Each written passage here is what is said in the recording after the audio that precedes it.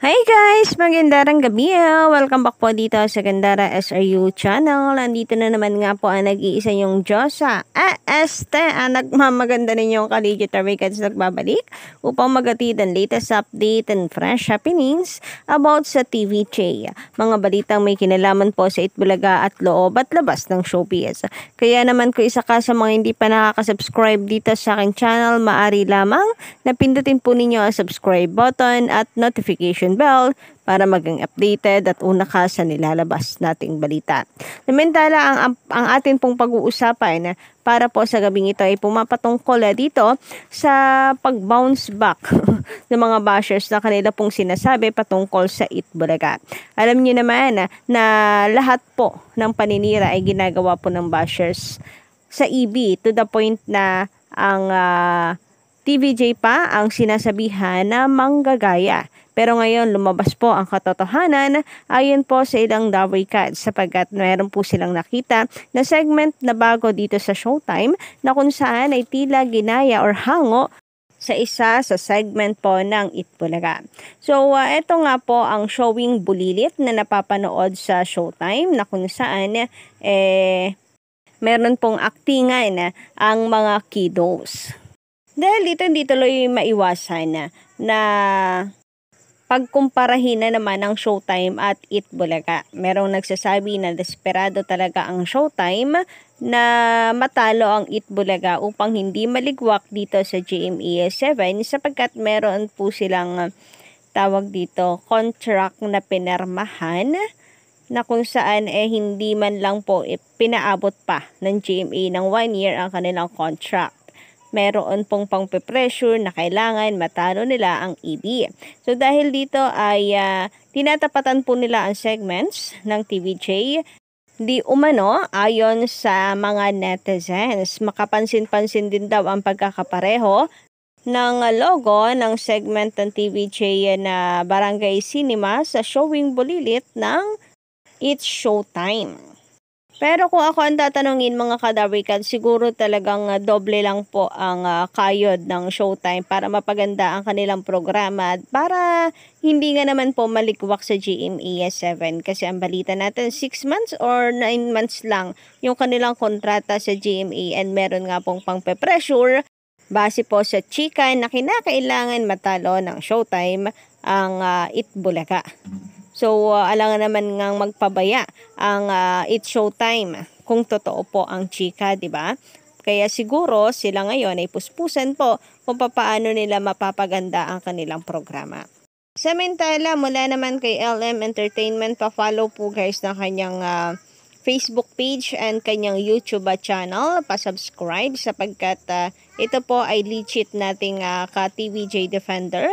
And kaibigan po natin yan, so pa-follow na lang. Ayon sa kanyang opinion, okay, parehas sila nakakaaliw.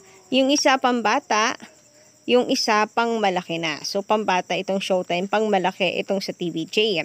Sige lang, basta Itbulaga ang original dyan reminder lang. Baka may sasabihin na naman kasi yung iba dyan, hashtag Barangay Cinema, hashtag showing Bulilit. Nice copy. So, ayun, para po kay LM ay okay lang kadawikan kasi parehas namang nakakaaliw at nagpapasaya sa mga viewers. Pero, yun nga, konting reminder, TVJ pa rin ang original. And yung reminder na yan para lamang po yan sa mga bashers ng Itbulaga. Baka kasi nga mamaya atakihin na naman po ang EB. So maigi na rin po yung pinangungunahan po natin. Wala naman po tayong masamang say at kontra dito sa It's Showtime. Konting reminder lang para po sa kanilang toxic na panatiko na kung saan panay po ang tirada sa Itbulaga. Kahit ano pong ngaw-ngawan sabihin ninyo, original pa rin po ay Itbulaga.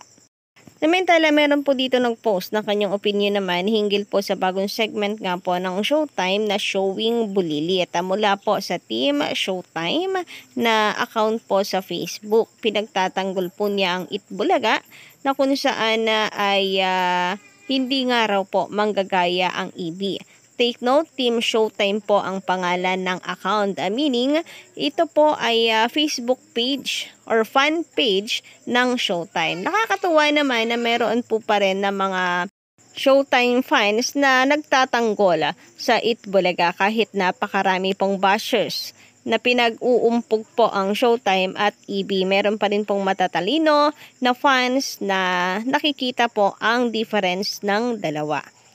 Anyway, sabi nga dito sa post ni Team Showtime, iba po ang idea ng dalawang segment at naalala ko na in-announce nila yan noong pilot episode nila sa TV5. So patungkol nga ito sa post ni Broadcast na gumawa hindi gumaya, lumikha hindi kumuha mula raw kay Joey De Leon, EAT host. And obviously, tinitira ni Broadcast ang Itbulaga at si JDL kasi meron po siyang nakita dito na mga segments ng EB na di umanay kinopya ng EB sa ibang noontime shows like ng TP at ng Showtime. Pero sabi nga dito, iba po ang idea ng dalawang segment at naalala ko na in-announce nila yan noong pilot nila sa TV5 mula kay Team Showtime.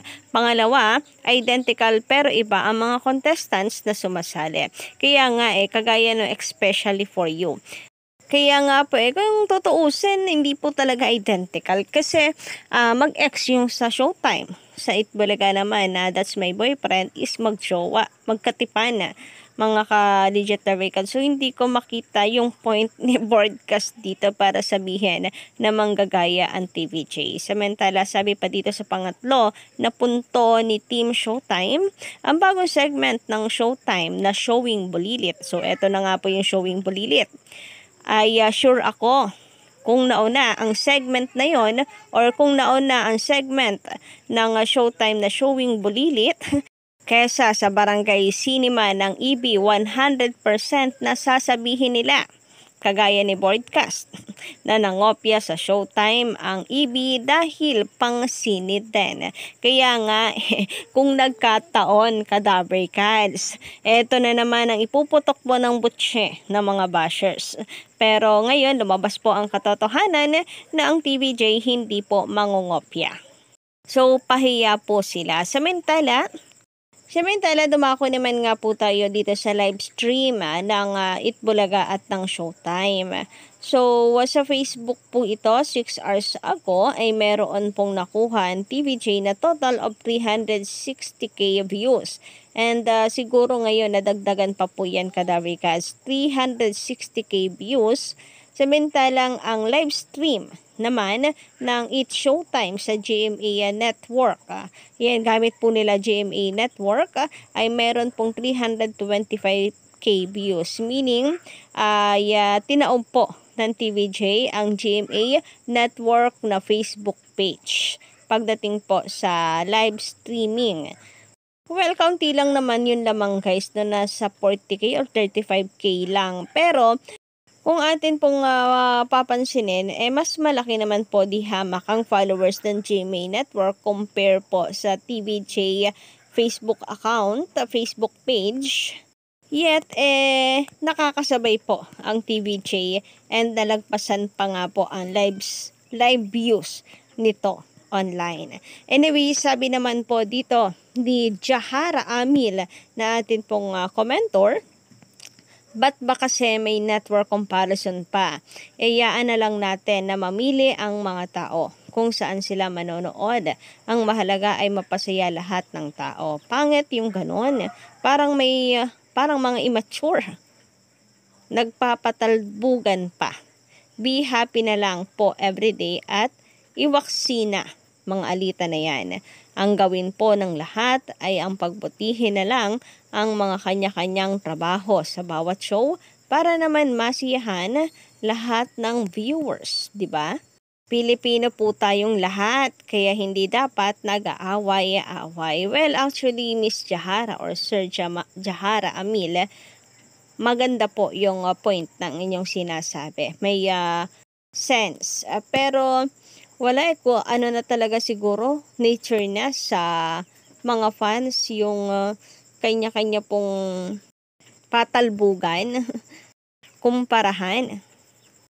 So hindi na po siguro yan mababago. at mawawala. Pero ang importante, kagaya po nitong mga host, sila mismo, friends po sila, and kung meron man pong competition, it's a friendly competition kumbaga. Mga fans lang po talaga usually ang nagbabangayan. Sabi naman po dito ni Miss Yoli Bautista, magkano ba gastusin sa araw-araw para matalo ang TVJ compared sa TVJ na ang pera pinamimigay sa nangangailangan. Kaya nga kung speaking of public service lamang po ang TVJ, so kumbaga yung kinikita nila ibinabalik din po ng TVJ sa mga manonood. At kahit hindi po manonood, nabibigyan nga rin po ng papremyo. Basta po mga kababayan natin na siyang ikinaganda po ng Itbulaga. Hindi lang sa puro kabig, kundi marunong pong magbigay at tumulong sa mga nangangailangan. So, yun lang po muna guys ang ating update po para sa gabing ito. Maraming salamat po sa pagtutok sa aking channel. Don't forget to click the subscribe button and notification bell for more updates.